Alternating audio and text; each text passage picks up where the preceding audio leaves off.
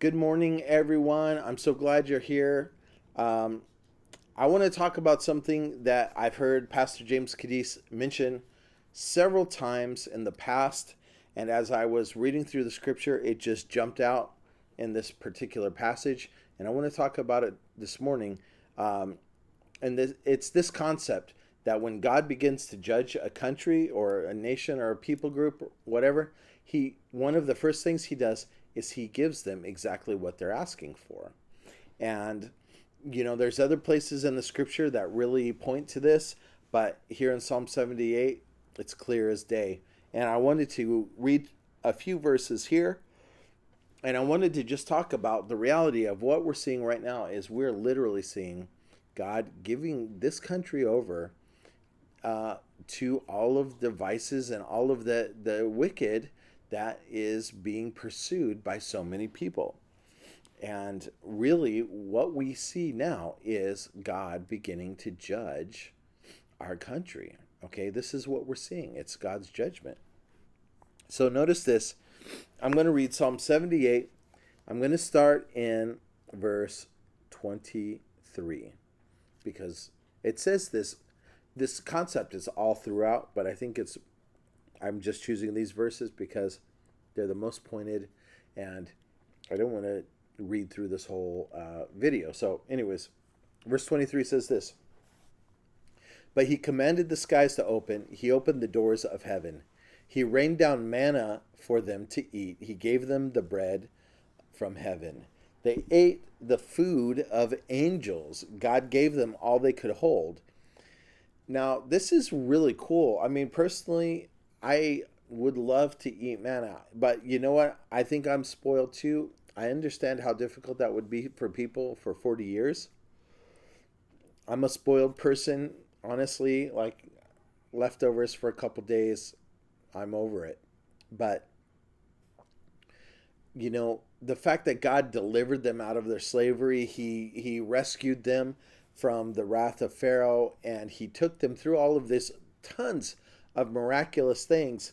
So many that like they literally become commonplace amongst the children of Israel. All sorts of miraculous things became very commonplace.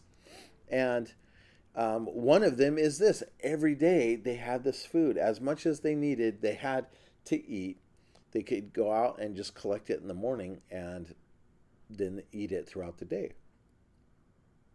So, verse 26, then it says this: He released the east wind in the heavens and guided the south wind by his mighty power.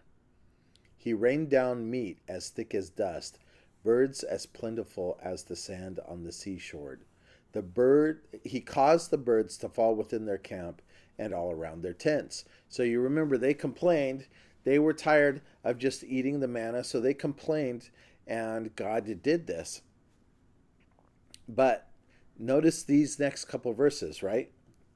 It says, but before they satisfied their cravings, oh, I'm sorry, verse 29 is what I want to read, and this is the verse. The people ate their I'm sorry. The people ate their fill. He gave them what they craved.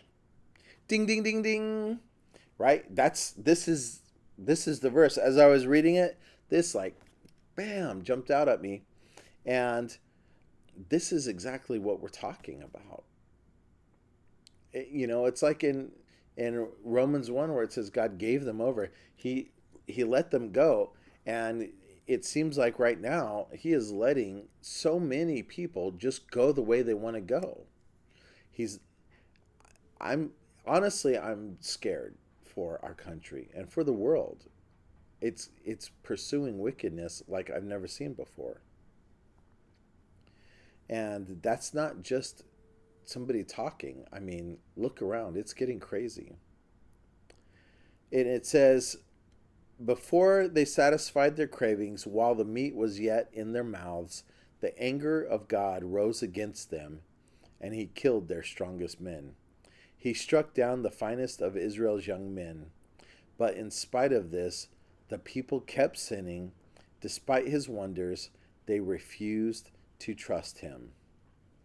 I mean, this is the thing. I think, so first of all, in the nation of Israel, when this happened back in their history, it is such a bad statement to say God did all of this and they still didn't trust him. And you know what? It's exactly the same thing we could say that is going on in our country today.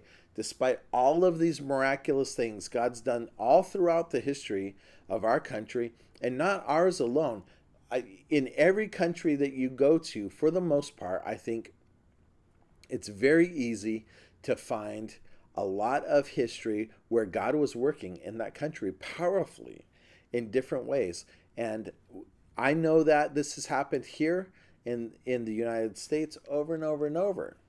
Okay? And yet, we're in the same spot.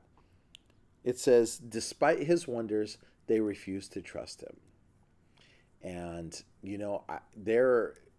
there's an effort right now to actually rewrite the history of our country to basically erase any of the evidence of God's involvement in that history.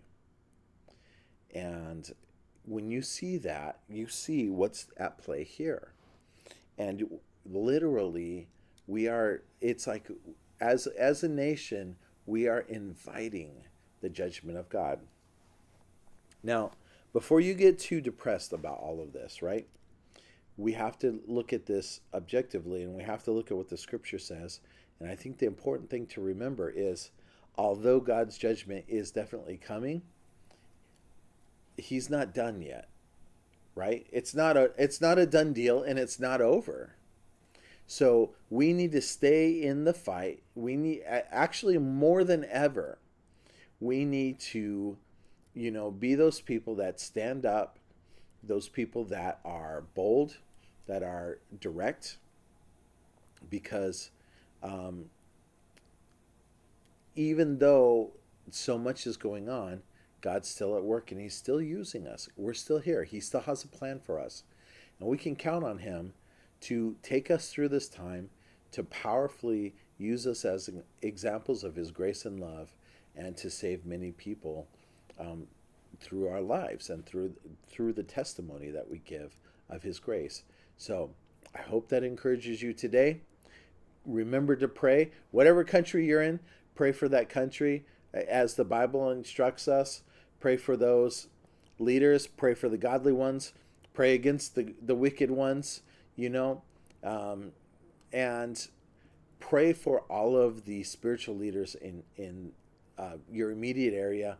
Pray that God would use those guys powerfully for truth, and then pray for the church that every member would be mobilized, would be motivated, would be empowered to be light and salt in these dark, gross times. So may the Lord richly bless you. Please leave a comment if this ministered to you. Take a minute, like and subscribe. Thank you so much. God bless you.